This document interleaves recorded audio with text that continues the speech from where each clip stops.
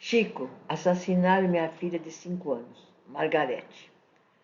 O médium baiano Divaldo Franco conta uma emocionante história em uma de suas palestras sobre a reencarnação. Certo dia, um casal o procurou para contar um triste episódio de suas vidas. Contou-lhe a esposa: éramos felizes com nossos 6 filhos, entre eles nossa garotinha de 5 anos que se chamava Margarete. Até que um dia uma terceira personagem apareceu em nossas vidas. Meu marido, homem sempre bom, atencioso, excelente pai, não reagiu às circunstâncias e lentamente trocou o nosso lar por outro. Começou a visitar essa criatura, a diminuir a constância para conosco, enquanto aumentava a sua presença junto a ela. Deixou de vir à casa, passou a estar conosco apenas periodicamente.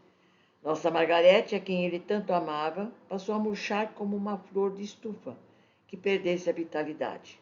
Um ano se passou terrível. Iniciamos o processo de desquite para o futuro divórcio. Eu tentava contornar o assunto, mas Margarete chorava e não dizia nada. Quando ele chegava, tomava-lhe as mãos pequeninas e dizia-lhe: Meu bem, quando você crescer, quando compreender o mundo e souber de todas as coisas duras da vida, se não puder perdoar alguma coisa má, ao menos desculpe, sim? Você me promete? Margarete respondia dizendo: Prometo, papai. Ela não cansava de implorar que ele voltasse a dormir em casa. No tormento em que se debatia nos conflitos de consciência, meu esposo iniciou o retorno. Vinha aos sábados e ia-se aos domingos à tarde. Depois já aparecia no meio da semana, passou a dormir e a fazer as refeições em casa, fez a viagem de volta, o retorno ao lar, até que me pediu perdão e permissão para voltar. Eu aceitei.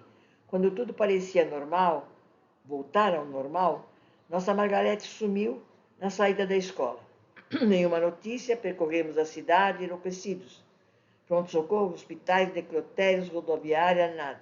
Dias após, crianças encontraram o corpo de nossa filhinha Margarete em um matagal, despedaçado em putrefação. A polícia instaurou inquérito. Quem poderia ser? De suspeita em suspeita, chegou-se a antiga companheira de meu marido. Levada a interrogatório severo, confessou: matei.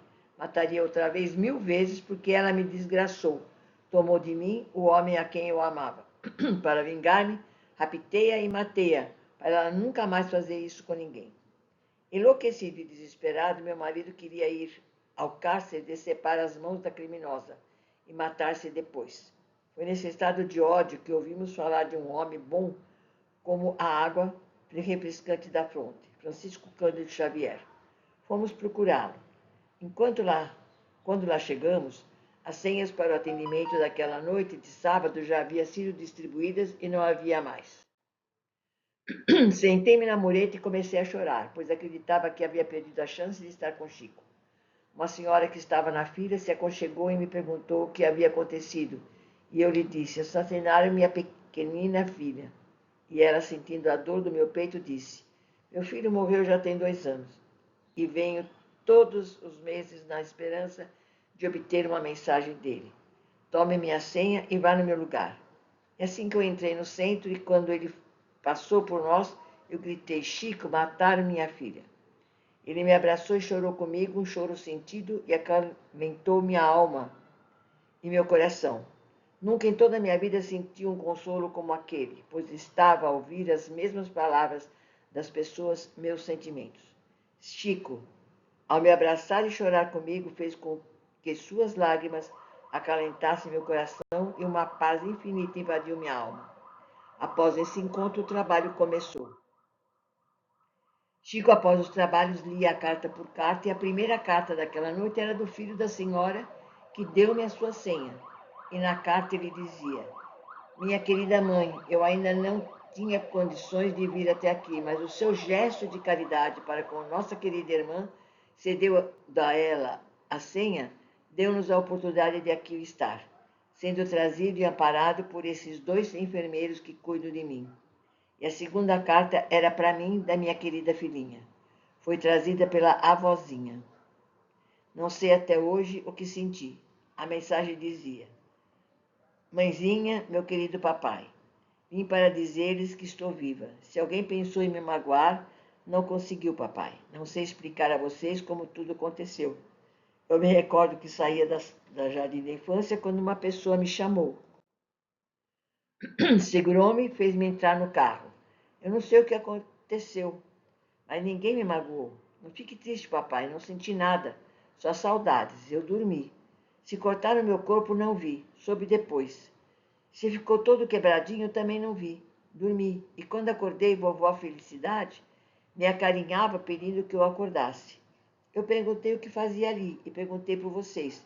Ela me explicou que não poderia vê-los por enquanto, porque eu estava no hospital recebendo tratamento. Chorei muito com saudades de você e citou o nome dos irmãos. Naquele momento entrou uma moça bonita, bem vestida, parecendo professora, que se apresentou dizendo ser a tia Lídia, sua irmã, mamãe, dizendo estar ali para substituí-la. Foi então que ela me contou que estava morta e eu também. Depois pediu que eu dormisse. Voltei a dormir. Quando acordei, titia e vovó me disseram que vocês estavam sofrendo muito. Eu pedi para vê-los, para abraçá-los e vi você com ódio, papai. Paizinho, você se lembra do que me dizia? Se não puder perdoar, pelo menos desculpe. Paizinho, desculpa, ninguém nos fez nenhum mal. Eu tinha que voltar para cá e voltei. Mas nunca, nunca mais nos separaremos. Vovó está dizendo que devemos perdoar, e se não pudermos, temos o dever de desculpar. Voltarei outro dia, papai, e vim pedir-lhes que desculpem, paizinho, até já. Mamãe querida, você que é mãe, me compreende melhor, portanto, perdoe. Procure por nossa irmã que tirou minha vida, visite ela na prisão. Mamãe, ele deu o livro Evangelho segundo o Espiritismo. Ela também sofre, mamãe. Beija-os, a sempre sua, Margarete. O senhor pode imaginar o que sentimos? Demos-nos as mãos, voltamos para casa. Ainda é difícil perdoar, mas pelo menos a gente está tentando desculpar. Como eu poderia perdoar aquela que havia tirado de mim o meu maior tesouro? Depois de um certo tempo, eu fui até a prisão para encontrá-la. Um misto de raiva e ódio invadiu minha alma.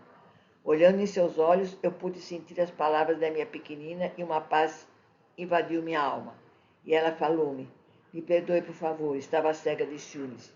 E eu ainda não estava preparada para perdoá-la. Disse-lhe apenas para pedir perdão a Deus e lhe entreguei o livro que a minha pequena Margarete havia me falado para trazer, o Evangelho segundo o Espiritismo. E saí dali chorando. Eu não tinha condições de perdoá-la, mas dei o primeiro passo, que foi o de não condenar ela. Essa é a nossa história.